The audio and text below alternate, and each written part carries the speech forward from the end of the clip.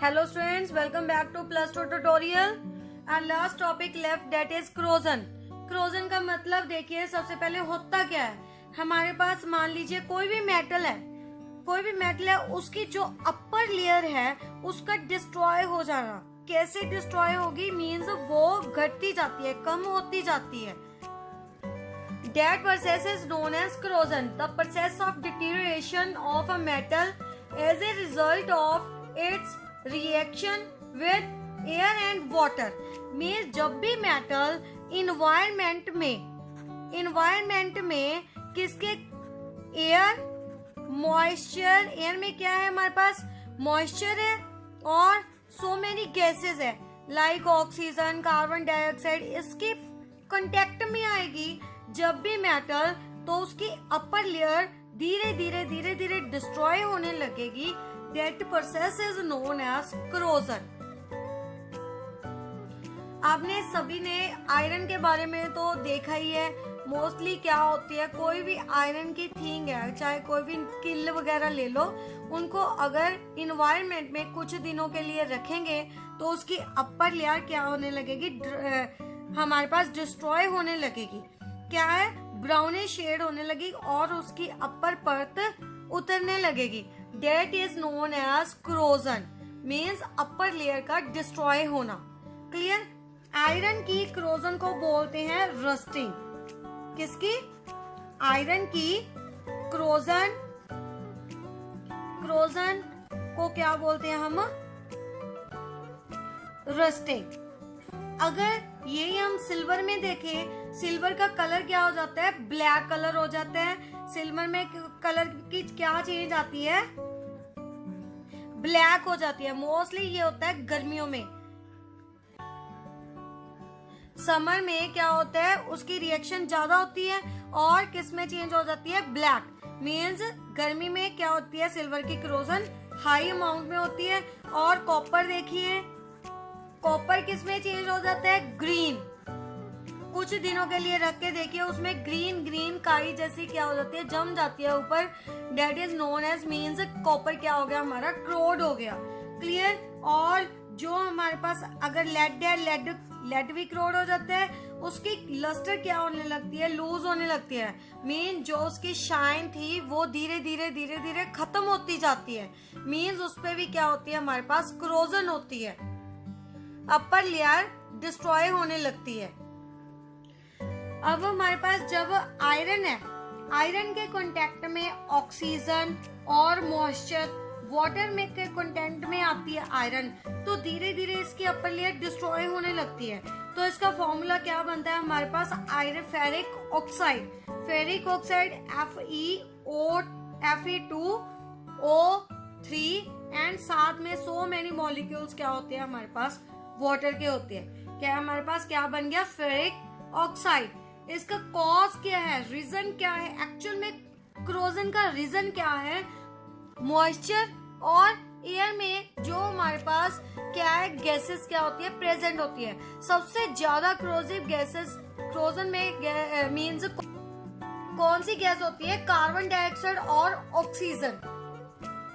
अगर हमारे पास एयर में मॉइस्चर ना हो, ड्राई एयर हो, तो आयरन कभी भी क्या नहीं होगी, हमारे पास corrosion नहीं होगी. But that is not possible, क्योंकि इन्वायरमेंट है, उसमें गैसेस भी अवेलेबल होंगी और मॉइस्चर भी तकरीबन होगा ही होगा.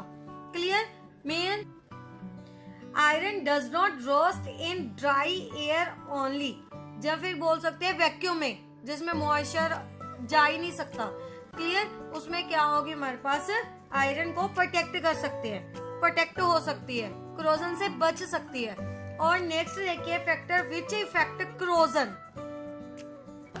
देखिए सबसे पहले हमारे पास factor affecting corrosion. First is position of metal in EMF series. EMF series हमने इलेक्ट्रोकेमिकल सीरीज की है, उसमें जितना ज्यादा जल्दी ऑक्सीडाइज हो सकेगी उतनी ज्यादा क्या होगी, corrosion होगी. corrosion का मतलब जितनी क्या होगी, ज्यादा ऑक्सीडाइज होगी. इट मीन्स मेटल जितनी ज्यादा रिएक्टिव होगी उतनी ज्यादा उसकी क्या होगी, corrosion होगी. Clear. Second factor is impurities. जितनी ज्यादा उसमें इम्प्योरिटीज प्रेजेंट होगी, क्लियर, उतनी जल्दी उसकी जो अपर लेयर है उतनी जल्दी क्या होगी, डिस्ट्रॉय होगी। Third point is presence of electrolyte. Electrolyte का मतलब क्या है, जो इलेक्ट्रोलाइट्स होते हैं इजिली क्या हो जाते हैं, oxidise.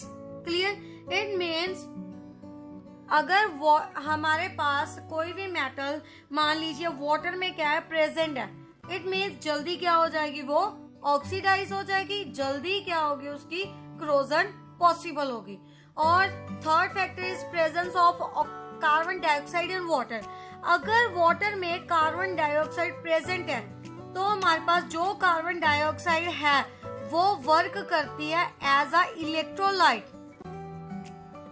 As a electrolyte work करेगी, मीन जो इलेक्ट्रो का फ्लो है वो क्या हो जाएगा, वन प्लेस टू अनदर क्या हो जाएगा, इंक्रीज हो जाएगा।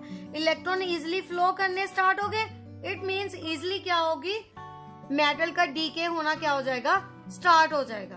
Clear, so these are factors that affect the means corrosion. Next देखिए, how we can prevent any metal from corrosion. Next देखिए, प्रिवेंशन ऑफ क्रोजन। मोस्टली हम क्या करते हैं, मान लीजिए किसी के भी घर में आयरन के डोर्स वगैरह हैं, उनको क्या करते हैं, पहले तो सबसे पहले पेंट करते हैं। पेंट का मेन मोटिव क्या होता है, उसको क्रोजन से प्रोटेक्ट करना। एक उस पे क्या हो जाती है, आयरन पे लेयर डिपॉजिट हो जाती है पेंट की, सो उसको काफी टाइम तक, लॉन्ग टाइम तक आयरन को प्रोटेक्ट करके रखता है, किससे, मॉइस्चर से और गैसेस से। Second, we can apply oil. Oil apply कर सकते हैं, जहां फिर और क्या कर सकते हैं, ग्रीस अप्लाई कर सकते हैं। ग्रीस और ऑयल भी क्या करती है, मीन जो भी मॉइस्चर आएगा उसको क्या कर देगी, रिमूव कर देगी और आयरन को क्या कर लेगी, प्रोटेक्ट कर लेगी, किससे, क्रोजन से।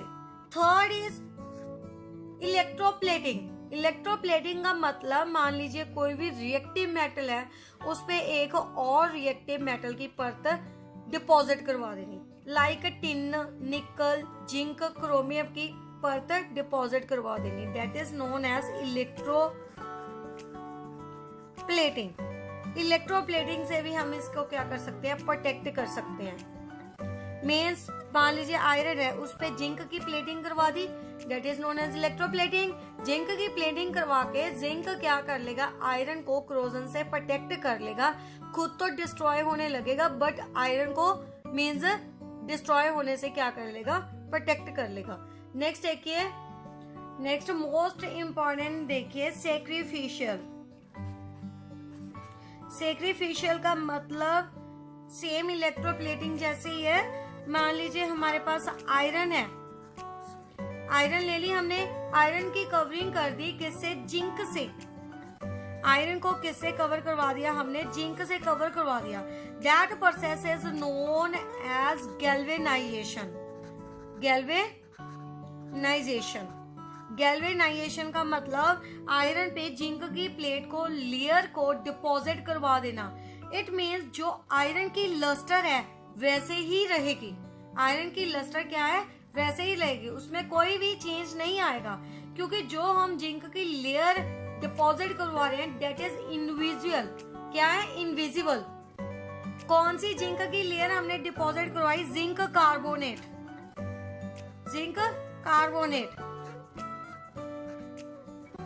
That is a invisible layer, जो उस पे हमें नजर नहीं आएगी, बट इसको क्या करती है, हमारे पास आयरन को क्या करेगी, प्रोटेक्ट करेगी। मान लीजिए आयरन है, उस पे हमने डिपॉजिट करवा दी जिंक की लेयर, इस पे क्या पड़ गए, हमारे पास स्क्रैचेस पड़ गए। मान लीजिए यहाँ पे स्क्रैचेस पड़ गए, इट मीन्स आयरन हमें दिखने लगेगी। तो क्या आयरन यहाँ पे क्रोड होगी, यहाँ जहाँ फिर जिंक क्रोड होगी। देखिए ये पॉइंट नोट करने वाला है बेटा, जिंक यहाँ पे आयरन को, चाहे यहाँ पे स्क्रैचेस पड़ गए, स्क्रैच पड़ने के बाद भी जिंक आयरन को क्या करेगी, प्रोटेक्ट करेगी। मीन्स जिंक आयरन को ऑक्सीडाइज नहीं होने देगा, जिंक खुद ही क्या होगा, हमारे पास ऑक्सीडाइज होगा।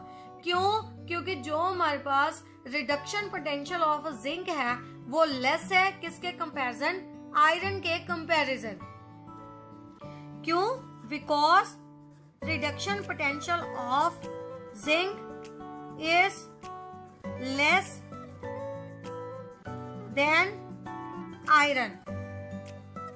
इट मीन्स दैट आयरन खुद क्या हो जाएगा हमारे पास ऑक्सीडाइज, सॉरी जिंक खुद क्या हो जाएगा हमारे पास ऑक्सीडाइज हो जाएगा।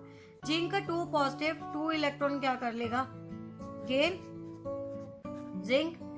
इसका इलेक्ट्रॉन पोटेंशियल कितना होता है, -0.76 वोल्ट। एंड आयरन का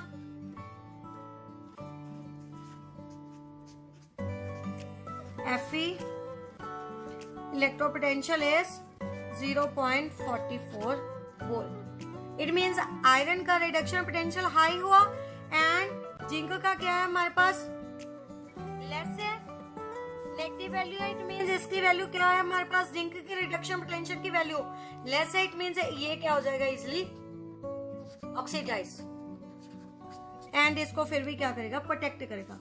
अगर मान लीजिए हमारे पास जिंक की लेयर डिपॉजिट नहीं है, जिंक की प्लेस पे मान लीजिए हमारे पास टिन की लेयर डिपॉजिट है। किसकी, टिन। मान लीजिए हमने टिन की लेयर डिपॉजिट करवा दी, किसकी प्लेस पे, जिंक की प्लेस पे।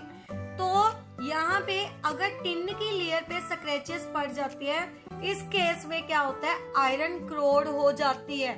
क्यों, रीजन बीइंग जो हमारे पास टिन का रिडक्शन पोटेंशियल है वो क्या होता है, हाई होता है। किसके कंपैरिजन, आयरन के कंपैरिजन।